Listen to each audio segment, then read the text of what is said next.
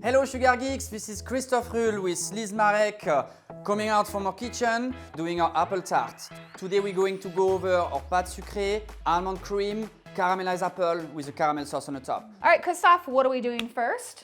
All right, Liz, we're going to do our Pâté Sucrée. Okay, that is the sweet dough. So we want to first add our butter. Soft butter will be preferable. But not melted. Add our powdered sugar. And then we can start to mix our butter and the sugar until combined. And then we add our vanilla bean. This is the same dough that we used for the lemon tart, correct? Correct. You can check out the lemon tart recipe right here. It was delicious. I ate 4, and then I had a stomachache, but it was worth it. And then we would like to mix. Make sure to scrape the bowl just to make sure the butter is well mixed with the powdered sugar. Once the butter and the powdered sugar and the vanilla are well combined together, you want to add the eggs little by little. Then you scrape the bowl again just to make sure to combine all ingredients really evenly.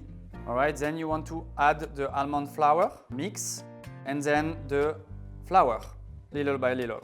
Let's scrape the bowl.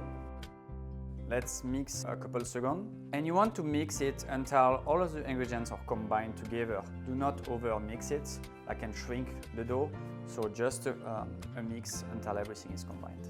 And now we're gonna put this on some plastic wrap and chill it. That is correct. Let's remove the dough from our bowl. Let's make a square / rectangle. And then we're going to put this in the refrigerator for about a couple hours. And this gives time for not only the butter to firm back up, but also for the flour to hydrate. That's right. It's about time to do our tart shells now. All right. I give you a ring. Okay. And I have a ring.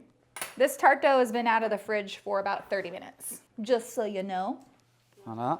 Boop, boop, boop, boop. You gotta make that noise. Oop, oop, oop, oop. Voilà. So we want to start with the shape of a ring, round shape.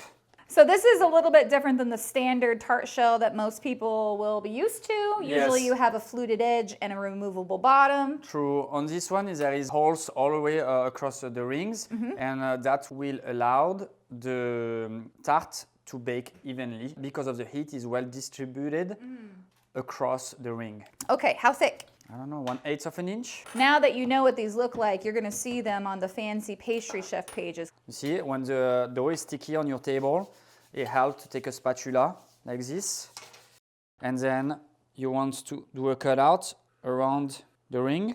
Maybe about 2 inches around. About. Take out the extra dough and you reserve your dough on the side for the next tart. Aha. Then you place your dough on the tart shells and delicately you go around your ring, pressing down a little bit the dough. This is like the lemon tarts that we did, Yes, but exactly. bigger. And then you will cut the side of your dough. So we want to make sure that the bottom of the dough and the side of the dough are to a 90 degree on the bottom. Sometimes there is a gap between the bottom of the rings and the actual dough that will shrink as the dough bakes. Okay. And now we're going to reserve our dough in the cooler until we are done making the almond cream. All right, now it's time to make our almond cream. So we have soft butter. This is European butter, 82%. Then we add sugar, mix, mix, mix. Boom, boom, boom. Bada boom! Once the butter and the sugar are mixed together, add the vanilla bean and mix, mix, mix. And then you want to scrape the side of your bowl, just making sure everything is well mixed together and mix, mix, mix. Then you want to add the eggs little by little. Scrape the bowl.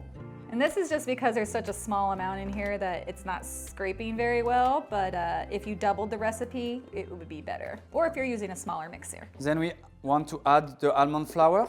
And last, our rum. Rum? Yes. Ooh, now we're talking. That's it. All right. Oh, that smells amazing. Our almond cream is ready. Smells like my 20s. Rum every day. My drink was a double rum and coke with a maraschino cherry. We want to put this in a piping bag. This is a tip 806. You can always substitute your rum by a Grand Marnier or Calvados, which will be great with apples. You can be a little bit creative here. I notice French people bake with alcohol a lot. Is that a coincidence? It just gives some little extra flavor.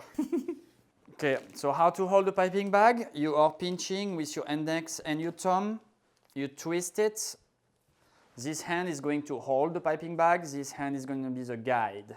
And then you twist it. Once it's tight, you remove the security of your piping bag, and then you turn around all the way to the top. I'm going to pipe the almond cream inside our tart shells. You don't want to overfill your tart shells because the almond cream will really rise and the apple will be completely out of your tart shells. So what we want to do is fill the tart shells to about 1/3 of the height. And we're going to put aside our tart shells and take care of our apples. Yeah. So what kind of apple are we using today? These are Gala apples, which are a little bit on the sweeter side, but still firm enough to hold their shape while baking. Nice. A lot of people use Granny Smith apples, but unless you're mixing it with a lot of sugar, it's going to be a little bit on the sour side. Yes, I found them a little bit acidic, on my opinion, so that's why we are using the apple Gala. You could pre-peel your apples and soak into lemon juice so they don't get brown. Let's organize nicely the apple on the top of our almond cream. And this is why it's important to cut your apples evenly so that they all bake evenly. Correct. Brown evenly. Just adds to the overall gorgeousness. All right, so now I have melted butter for the top. Let's brush our apples evenly. Okay. And then we want to add our brown sugar nicely, evenly. This is where my sprinkle skills finally come into use.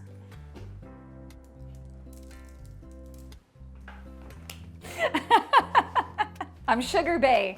Perfecto! Let's put it in the oven, 360. We're going to start with 30 minutes and we're going to check it out. Let's check underneath the ring if, oh yes, it's nice. It's nice and it's ready. We can take them out. All right, our tarts are cooled down. Let's unmold our tart. And because the tart has fully baked, it releases from the ring really easily. And then I'm thinking a little caramel and some toasted almonds. I have a recipe for caramel right there. Let's glaze the tart. This is just a mixture, 50-50 of corn syrup and water. Bring to a boil, let it cool down. You could add a little lemon juice into your syrup and that will protect the apple to oxidize. Gets that gray, dark color. And then we have our caramel. I'm going to put back the ring to protect the side of my shell. Drizzle back and forth quickly. Remove the ring. And this is a toasted almond. I actually toasted this on the stovetop just until it was fragrant. And then I'm thinking to have just the border of the tart white with some snow sugar. So you put the container on the top, have your powder sugar inside the small strainer. You tap, tap, tap all around your apple tart. And then you remove your plastic container. I'm just gonna do a little swirly swirl here. Okay. And then add some almonds. All right, Christophe, time to taste the most beautiful apple tart I've ever seen. Cheers. Oh my God. So buttery. Really good. Super tender, flaky. So that's it, guys. That is how you make a delicious homemade apple tart, Christophe style. If you like this video, please hit that subscribe button and don't forget to hit the little bell so you get a notification every time a new video comes out. In the meantime, I'm Liz, this is Christophe, and we will see you in the next video. Bye. Bye.